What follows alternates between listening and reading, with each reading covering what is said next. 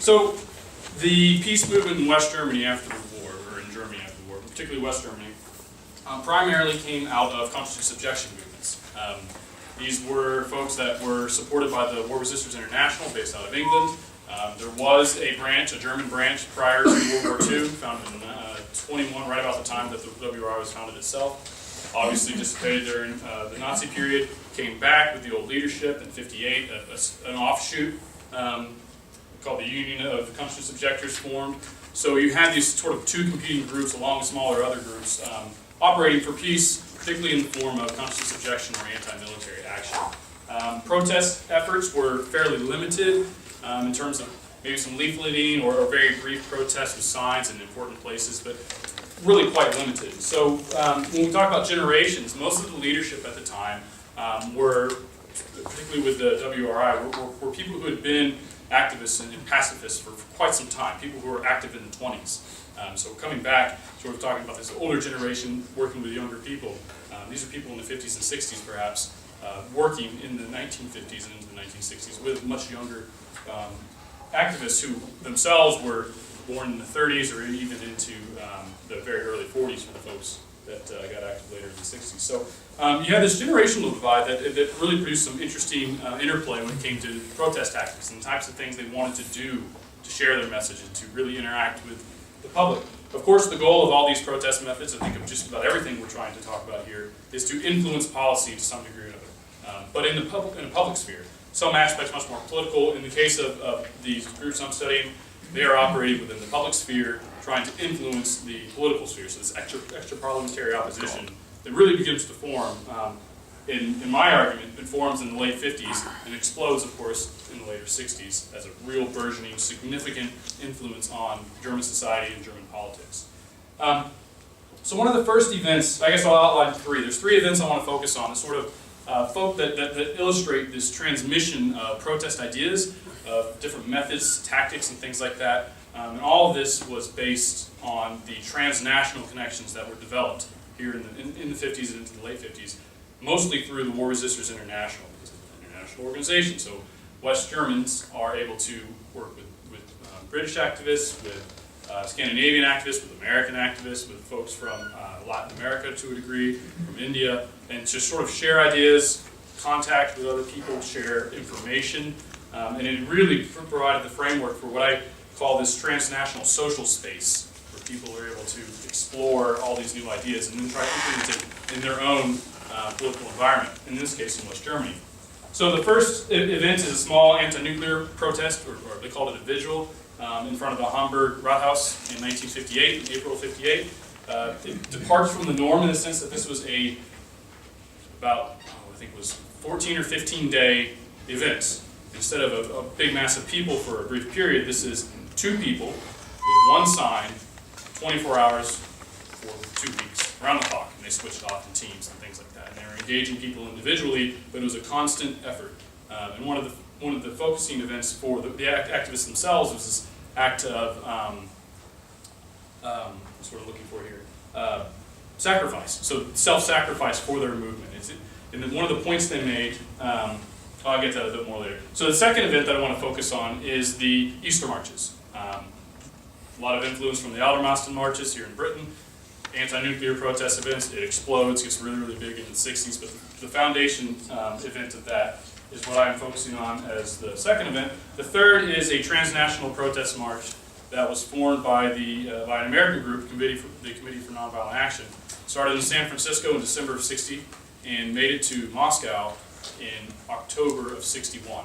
They walked all across the U.S., took a boat, came to the UK, did an event here in the UK, moved into continental Europe, made their way through Western Europe, and then marched all the way from Poland into Russia up to Moscow. And they had groups of activists join them sort of each step along the way. And the West Germans that I focus on join up with them in West Germany, and then many of them go with them all the way to Moscow. So these three events sort of show the process in different stages, that information is transferred, or protest tactics are transferred from one group to another. It's a non-linear process of protest method diffusion. I'm borrowing this sort of way of explaining how this method is transferred from Sean Chabot, his Transnational Roots of the Civil Rights Movement, talks about how basically Gandhian nonviolence made its way into the civil rights movement in the States in the 50s. I'm applying his model to what happened in West Germany. Again, this process is nonlinear, but it basically goes from the learning phase, where the group learns about this new method, to a test implementation. This is a very sort of simplified version of it, where they try it out to see how it works. Then they evaluate, is this going to work for us? Does this work in our environment? Or is this something that we can use effectively? Oftentimes it's adapted, this protest method, adapted to their specific environment, their political considerations. And then if the adaptation works, they'll implement it as part of their protest repertoire. So, as I mentioned, the War Resisters International provided this transnational framework for many of these conscious objection activists to meet with other people, learn from them.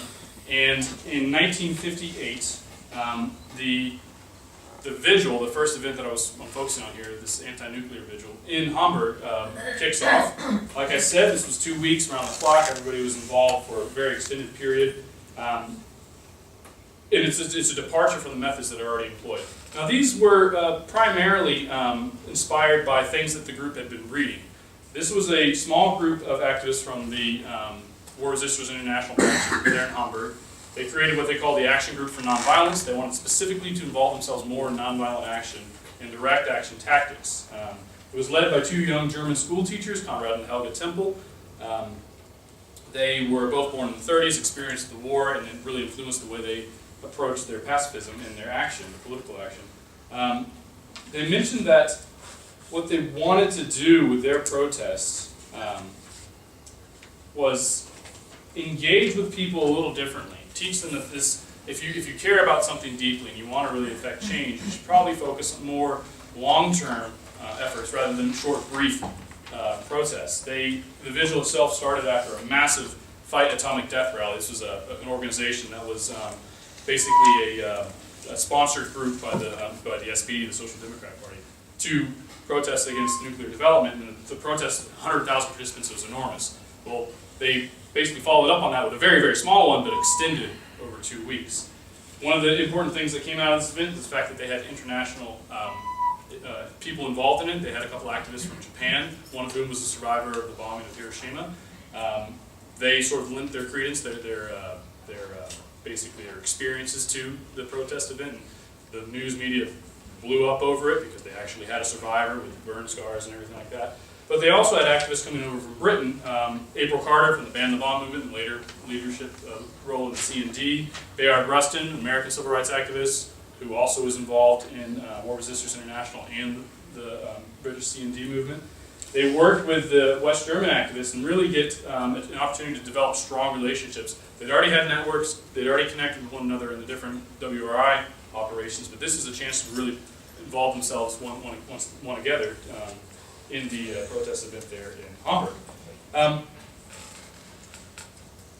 This is a really important opportunity because the first Aldermaston March in '58 that the C&D kicked off, going from London to Aldermaston, protesting against nuclear weapons development, happened just before the protest event in Hamburg, the very small one. And these April Carter and Bayard Rustin came straight from that, basically, to meet with the activists there in Germany. The German activists were aware of the events there going to Aldermaston, but were told it was just a small little thing, don't worry about it, you don't need to come visit. Obviously that got very big later on. The very next year, Konrad Temple participated, went to the UK and participated in the Aldermaston March.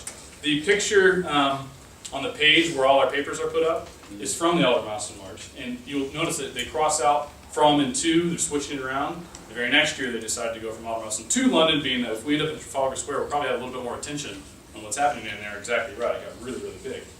So one of the things they learned from the Aldermaston marches is that if they do a long-term event, once again, rather than just an afternoon of protest, so a long-term march, and focus on the centers of development, find a place where these things actually are, the nuclear weapons, we can really focus attention on the issue at hand. So the Germans decided that they wanted to try this too. So this Action Group for Nonviolence are putting their the things they've learned in practice. They spent a lot of time reading Gandhi and Thoreau. They translated into German all the pacifist writings that they learned from, so that they could disseminate it even further from their group, part of the learning phase there. And they talked with other activists, particularly April Carter, Bayard Rustin, learn about these events. They experience the Allermosten March themselves and get a really good idea of how they want to do it. So they transfer this to Germany, and Easter Sunday, April 1960, first Easter March ends at a place called Bergen-Hohne. It's a British rocket base at the time, right next to Bergen-Belsen. This is significant. They march from Hamburg, they march from Brunswick, they march from other cities in the region, and all converge in what they call a Star March on Bergen-Hohne. The Easter marches continue to this day, and in a slightly different form. It grew very, very quickly in the early 60s. Started with about 1,000 participants that first year, but by 64, 65, we're talking hundreds of thousands with marches going all over the place. Really, really big, and most historians consider it the first sustained extra-parliamentary opposition movement in West Germany. Lays the foundations, really, for a lot of organizations developed later on in the 60s. So, the Easter marches modeled partially on Allermosten, really got a lot of influence from that, but they modeled it to their specific situation in Germany. They had different locations to deal with. They targeted sort of different groups in terms of political groups on who they wanted to talk to. And their rhetoric was slightly different, basically tuned to the West German political situation. And this was what I would consider a learning phase, but also an implementation and an adaptation phase of protest. Everybody that was involved in it considered it a success, and I think most activists will consider most of their actions a success if they get a good number of people showing up. It gave them an opportunity to really test out organizational skills and protest tactics, but it also sort of gave them the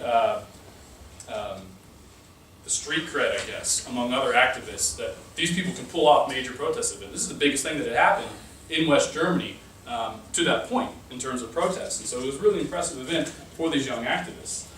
The third thing I wanted to talk about, the third event I wanted to focus on, was this Peace March, the Committee for Nonviolent Action in the United States. They have really pushed the direct action as a protest strategy. Nonviolent civil disobedience, and obviously in the States there's a bit of history of that with the Civil Rights Movement, but this was specifically a peace organization. They worked a lot against nuclear weapons and nuclear development. They started in San Francisco, like I said, in December of '60, and made their way across the U.S.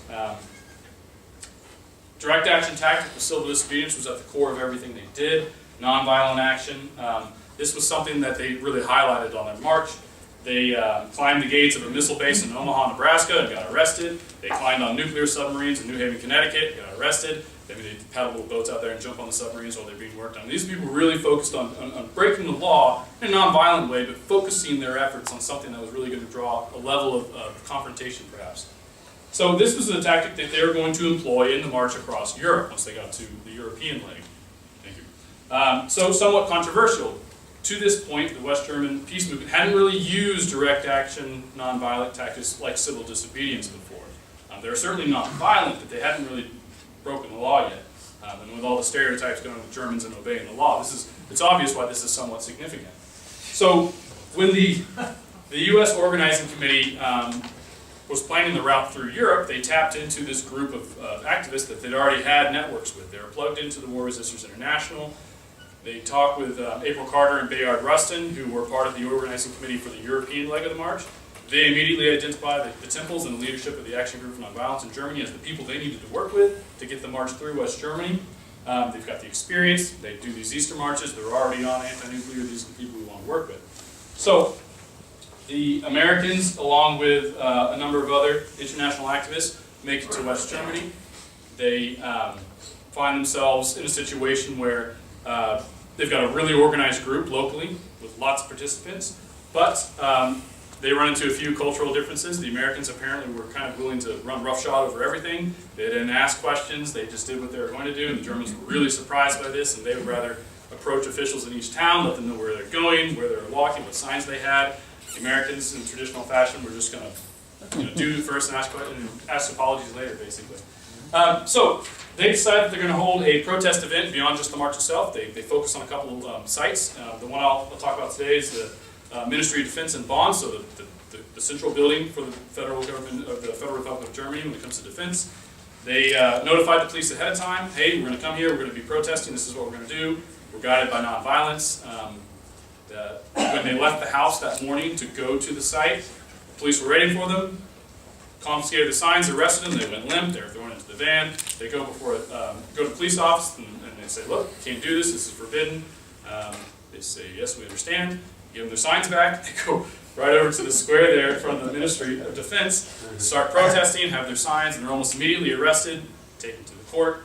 The judge levies a fine on them, and can't understand why, if they were told specifically that morning why on earth they would break the law. They refused to pay the fine. The other option was go to jail, and apparently the court didn't really know what to do, so they just let them loose. Completely confounded by this idea of somebody purposefully breaking the law, but not really being a hooligan about it, and not vandalizing anything like that. It was a really strange experience for them. The Germans themselves really got a lot out of it. One American who was involved said that thought that the direct action concept was really important for the Germans to learn, and was really impressed because the level of rule breaking it required the Germans to do was quite significant compared to the Americans. So he was impressed by that. So this is a learning phase, a testing phase, implementation. And then the evaluation phase. Helga Temple wrote, quote, "The impressive nonviolent behavior in civil disobedient actions in Bonn will have impressed our pacifists too. Maybe after that we'll find better equitable and demanding actions of this man," end quote. So these three events sort of talk about how protest methods can be exchanged through different groups that are globally completely different places, but share similar goals and ideas. The Germans do end up implementing direct action tactics like civil disobedience, but not until a little bit later. They start doing sit-downs and things like that in the later 60s, but the Eastern Marches never really employed it themselves in the next couple of years. Primarily because of the reason it was quite confrontational to be breaking the law like that. And they were really wanting to make sure that they stayed within the boundaries of what was acceptable in society. And the reasons for this is that in the late 50s and into the early 60s, protest is still very new. Certainly public action like that was very new as a method of sharing your opinions in a democratic society. I mean, completely legal to say what you think, but if you want to have any influence on people who aren't fellow travelers, you need to maintain legitimacy. And in the case of West Germany, law breaking was a very careful line. And early on they chose, even though they'd learned it, they chose not to employ it in the next few years because they were so concerned in maintaining that legitimacy so that they could still have influence on the political process. But ultimately, I believe that these events, along with a number of others, really laid the foundation for protest events later on in the 60s, getting to 68. Sort of created an intellectual and organizational space for these movements to emerge and to really have an impact on the development of their society and the course of German political life. Thank you.